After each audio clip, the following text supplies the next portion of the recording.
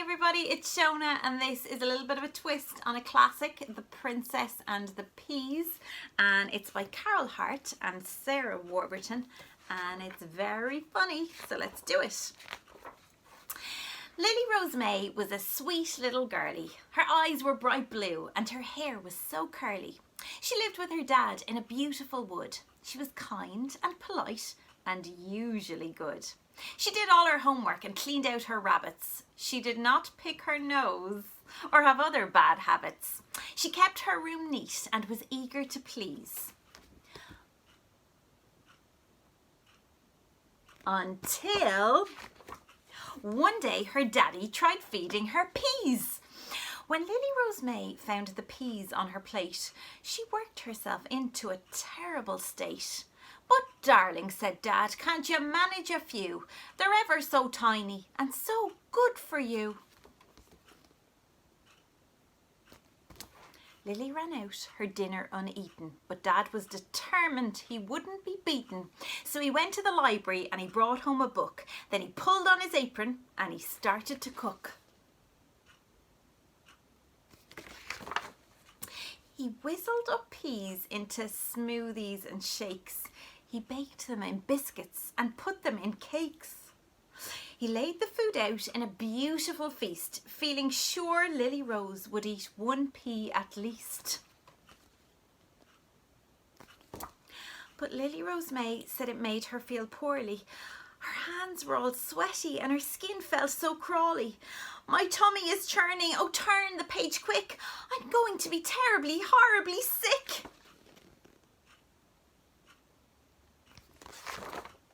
Next morning, the doctor jumped out of his car, shouting, "Lily Rose May, open wide and say, ah!" Then he wrote down her symptoms. Quite pretty, polite, and allergic to peas. He thought he was right. "With all things considered, I have to assess that this disease has no cure. The girl's a princess." "You have to be joking," her father explained. "She's a princess, all right," the doctor explained. And to prove it, he told them a terrible tale of a beautiful maiden caught up in a gale. She came to the palace all covered in snow, crying, "Please let me in, I'm a princess, you know." To make sure the poor girl was telling the truth, the queen made a bed piled as high as the roof, and right at the bottom she snuck in a pea. Then she tucked the girl in with a hot mug of tea.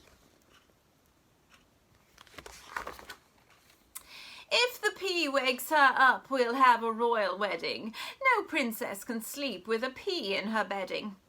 The poor girl was ill all night through. She did not sleep a wink. She was bruised black and blue.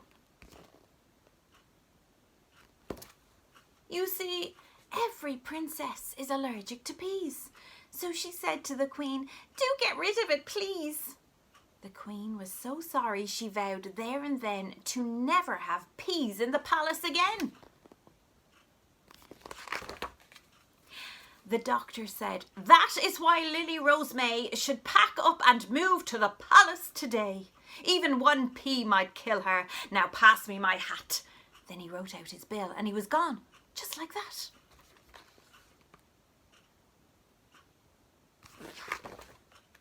Lily Rose May gave her daddy a cuddle. "What shall I do? I'm in such a big muddle. I'd love to live at the palace, it's true, but I want to stay here in the forest with you." "I know," soothed her dad, "but the doctor knows best." So they packed all her toys and her clothes in a chest. Then off to the palace went Lily Rose May with a promise to write to her dad every day. The queen said, "How lovely, a brand new princess. Here, have lots of jewels and a pretty new dress. You'll find all you need up the stairs in your room. Just make sure that you come down to your dinner at noon."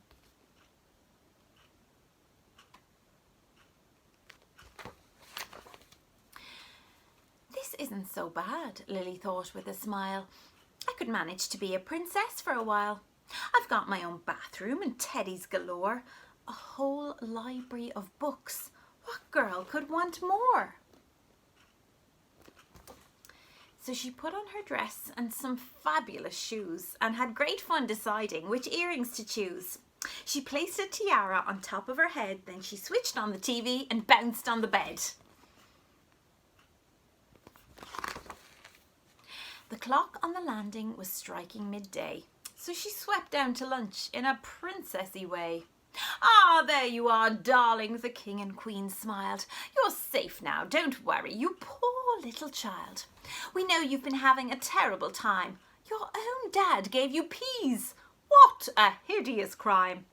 But now you shall live like a proper princess. Do you know what we're having for lunch? Can you guess? Our very best chef made it especially for you. A lovely big bowl of cold cabbage stew. Yuck! Ugh. Now eat up your lunch, then your training can start. You've got 54 speeches to learn off by heart. Then there's 3 hours of waving to please all your fans, and lessons in smiling and shaking of hands.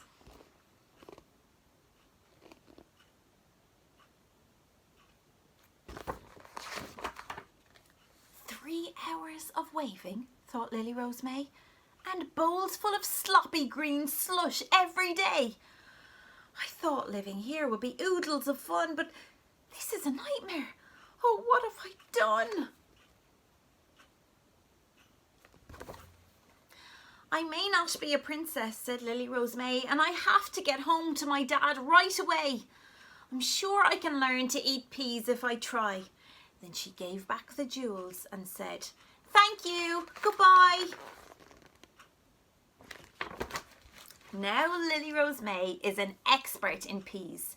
She just dips them in ketchup or chocolate or cheese, and she gobbles them up as quick as can be, and she never goes back to the palace for tea. The end.